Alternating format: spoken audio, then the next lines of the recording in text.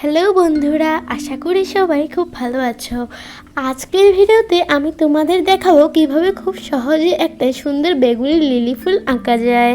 প্রথমে আমি একটা সাদা পাতায় কলম দিয়ে লিলি ফুলটার আউটলাইন বা শেপটা এঁকে নিয়েছি। স্কেচ করা শেষ হলে এবার আমার সবচেয়ে পছন্দের কাজ রং করা।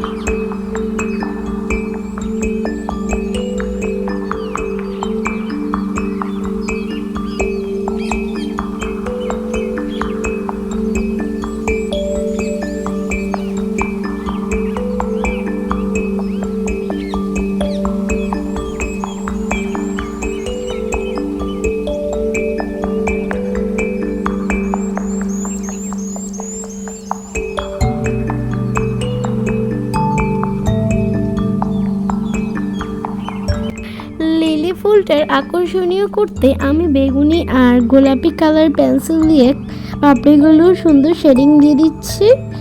পাপড়ির গোড়ার দিকে একটু ঘন রং আর উপরের দিকে হালকা রং দিলে কিন্তু ফুলটা দেখতে অনেক জীবন্ত লাগে। পাপড়িগুলো সুন্দর করে রং দেওয়ার পর পাতার পালা তাজা সবুজ রং দিয়ে পাতাগুলো রং করে নিচ্ছি। পাপড়ির কাজের পাশাপাশি ব্যাকগ্রাউন্ডের ডার্ক পার্পল দিয়ে একটু গ্যাপ কভার করে নিচ্ছি। খেয়াল করে দেখো, পাপড়ির গায়ের এই ছোট ছোট ডটগুলো লিলি ফুলের সৌন্দর্য আরও অনেক বাড়িয়ে দেয়। পাপড়িগুলো ফুটিয়ে তোলার পর সতেজ টিয়া আর গাঢ় সবুজ রং দিয়ে পাতা ও বোটাগুলো রং করে দিচ্ছি। সবশেষে ফুলের ভেতরের অংশটাতে একটু হলুদ আর লালচে রং দিয়ে ফিনিশিং টাচ দিয়ে দিলাম। দেখো তো আমার আঁকা লিলি ফুলটা কেমন হয়েছে। উপরের ছোট কড়িটা আর পাতাগুলো আঁকার পর স্কেচটা কিন্তু দেখতে দারুণ লাগছে, তাই না?